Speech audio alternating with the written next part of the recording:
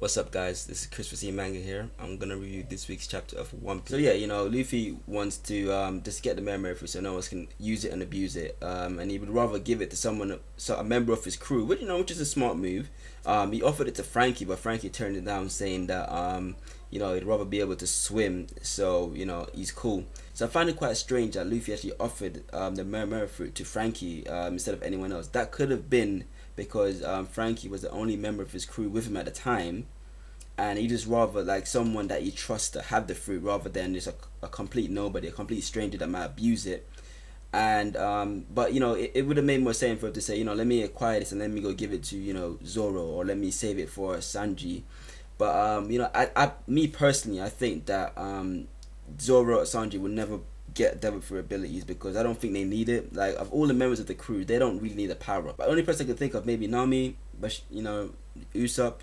Usopp is probably the weakest of the team right now, and everyone else has devil fruit abilities. So yeah, I personally think Luffy might just consume it himself. If you're with us for a while, you know who Reese is. He's the guy that usually reviews One Piece on this channel.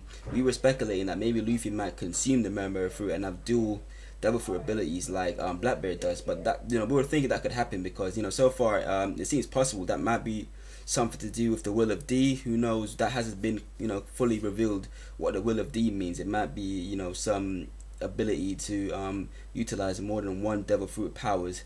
So we have to wait and see about that. But a part of me does believe that Luffy might actually consume the memory fruit and attain Ace's ability, which would it will give him a lot of power to actually fight in par with the Yonkos and even Akainu. Like, how much of a slap to the face would it be to Akainu if he actually does use his Ace's power to defeat him? Right, so the majority of this chapter seems like something straight out of Dragon Ball. Luffy arrives at the Colosseum just before registrations finish.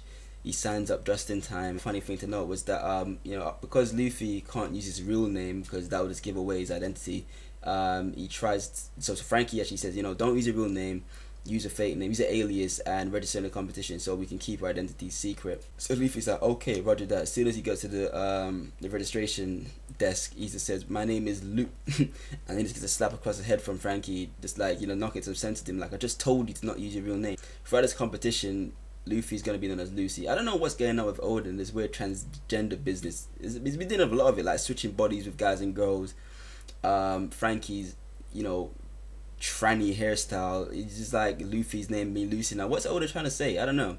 I'm just putting it out there. I'm just saying. So he enters a competition waiting room where we're actually introduced to a whole new cast of characters. Basically, I don't think any of them are particularly important because we probably won't get to know any of them, but they're all just basically 15-foot muscle men that are about to take part in the Colosseum battle to fight over Ace's devil fruit. And, they're all obviously underestimating Luffy because Luffy is quite small compared to them, and plus he's wearing that old man disguise, so they're like, who is this short old man trying to join this competition? He's obviously not gonna win or get anywhere. So the previous champion, I think they said he won like 51 times. He actually sees Luffy and says, this guy's taking the piss basically. Why does he think he can actually come to this competition and win?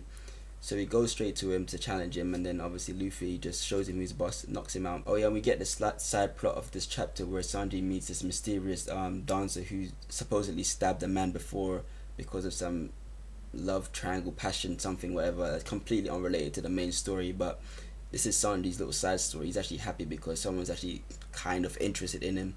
But even though it is slightly uninterested, there is that whole thing where she wants him to kill a certain man. That certain man could have some connection to the main story, which if that is the case, then it does have some significance. So we'll see. Finally, we get this introduction of this one-legged soldier who's he could probably be quite significant to the story. His character might be developed more, and he might become a bigger part of this whole Colosseum, Mera, Don Flamingo situation. Who knows what this character might actually do in future, so let's watch out for him. He might become something quite significant.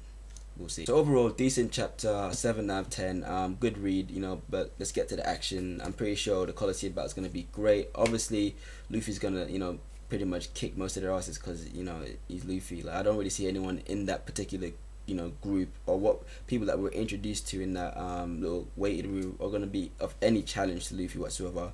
You might get these random characters that show up that weren't shown in this room that are actual big threats, but at the moment Luffy is pretty much he's got it in the bag. He's gonna get the fruit. Let me know what you thought of the chapter, and if you haven't already, subscribe to the channel, and thumbs up the video if you enjoyed it. And again, stay tuned for more videos. Alright, take care guys.